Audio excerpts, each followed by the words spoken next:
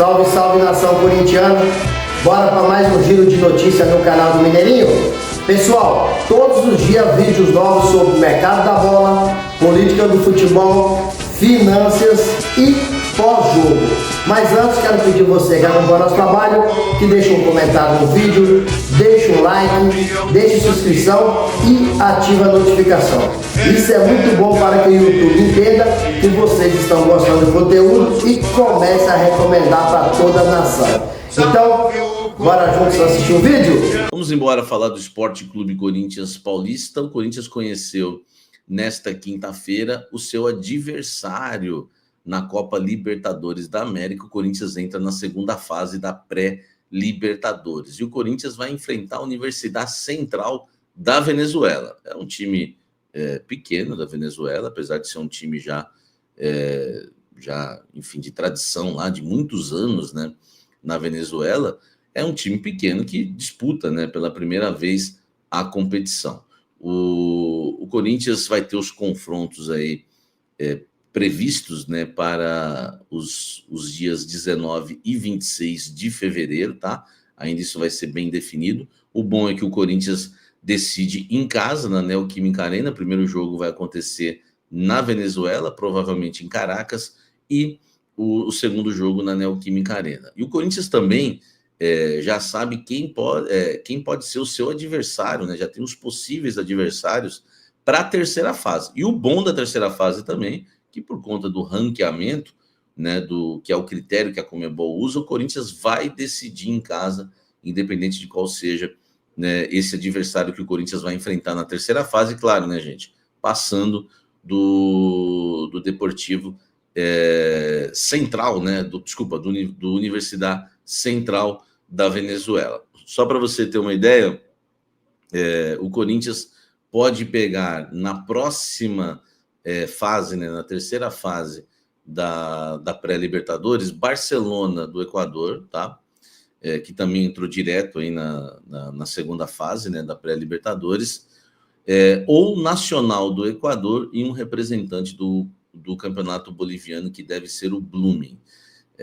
O Blooming vai enfrentar o El Nacional do Equador.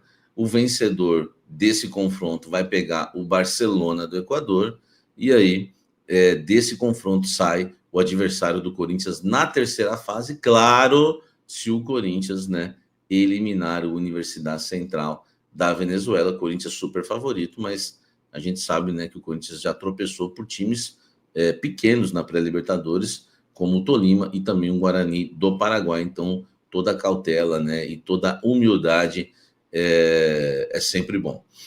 Então, gente, é isso, né? Esses são os confrontos do Corinthians, né? As datas para a terceira fase da pré-Libertadores, dia 5 e 12 de março. O Coringão também definindo aí em casa, né, na Neoquímica Arena. Então é para o Corinthians muito bom, sensacional, tá? O Corinthians pegou times aí que o Timão é favorito, e você fica sabendo aqui agora, né, o adversário e os possíveis adversários da terceira fase.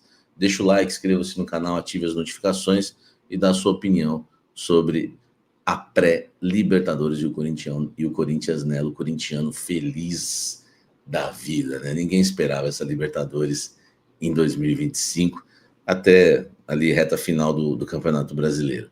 Comenta aqui. Olha só, está na mira do Corinthians o lateral esquerdo do PSV, que joga também na lateral direita, tá?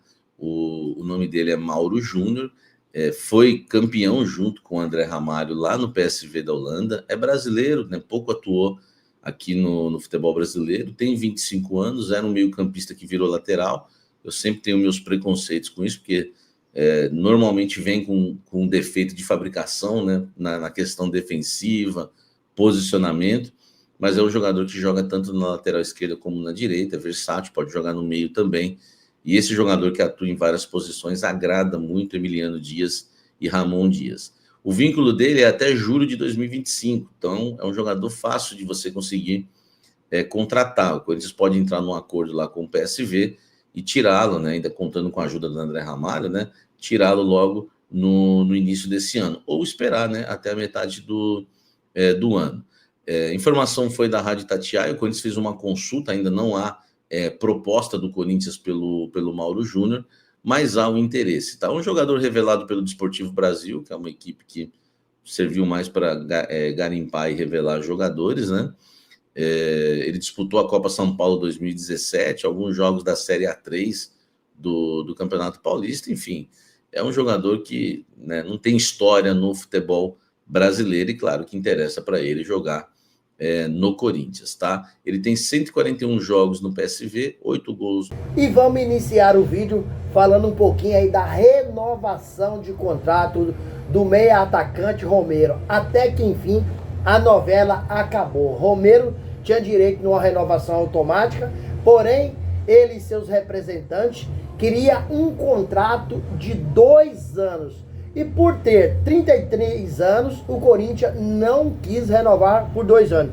E sim por 1 ano. E o Romero ficou nesse impasse. Renova ou não, conversando com os empresários, com os seus representantes. E chegou o final essa novela.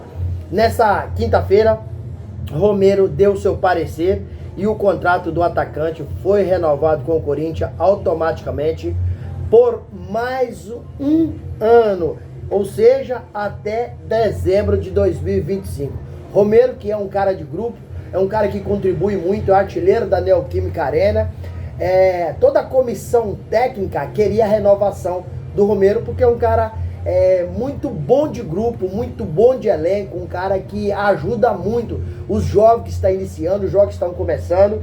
Então, Romero, o técnico Ramon Dias, mas Emiliano Dias e a comissão estava torcendo muito por essa renovação e acabou acontecendo nessa quinta-feira. Então o Romero ficará aí no Corinthians até dezembro de 2025. Gente, Corinthians também, né, eu já trouxe para vocês aqui, notícia sempre boa agora, tá saindo nos últimos dias, né? Corinthians, o objetivo do Timão é o quê? É primeiro manter o elenco, para depois fazer algumas contratações pontuais. E Fabinho Soldado, diretor executivo, está cumprindo à risca o seu planejamento, que é renovar primeiro os contratos do jogador que está vencendo, ou está indo embora, o Corinthians compra ou renova, e conseguiu renovar também recentemente o contrato do meio campista aí, que joga no ataque, joga de meia, é um cara articulador, né, e ajuda muito o ataque. André Carrillo, que renovou seu contrato, né? E vai aí com certeza fazer um campeonato brasileiro, uma Copa do Brasil e uma Libertadores espetacular, porque esse jogador não tem muita mídia não, mas tem um futebol de primeira e encantou o torcedor corintiano, encantou a comissão técnica. Lá fora ele jogava de meio atacante, aqui no Brasil o Ramon Dias colocou ele, como fez Luxemburgo com o Rincon, colocou ele de meio articulador, ajudando a marcar e apoiando o ataque, porque tem uma capacidade técnica surreal, é um craque. Então o meio campo do Corinthians formado por Raniel, Bruno Bidon, André Carrillo e o meio aí, Garro, virou um meio de campo muito forte. O Timão tá muito bem. Também o Corinthians recentemente fez a contratação em definitivo do goleiro Hugo Souza por 800 mil euros. Corresponde aí 4 milhões 800, 4 milhões 900 junto ao Flamengo. Então o Corinthians tem renovado, se é necessário tem comprado. Agora falta aí renovar o contrato do meia atacante aí, Thales Magno, que o Corinthians com certeza em breve renovará esse contrato. Não é possível fazer a contratação porque custa mais de 70 milhões de reais. Porém, o Corinthians já deixou alguns gatilhos no contrato para prolongar sua renovação de contrato aí por mais uns 2 anos. Gente, Corinthians também tem em busca aí do meia atacante Luciano Acosta, que tem 30 anos e joga no SC Cincinnati dos Estados Unidos. Tem 1,60 m, né? Ele é mais um meia atacante, ele joga no meio campo, mas mais meia atacante. O Garro é mais um articulador. É um jogador que o São Paulo tá de olho nele, jogador que o Grêmio também tá sondando. O Corinthians não abriu negociação, o Corinthians tá fazendo tratativas. Não é que o Corinthians chegou ali e fez uma proposta para ele, só para vocês entenderem. O Corinthians não fez proposta nenhuma.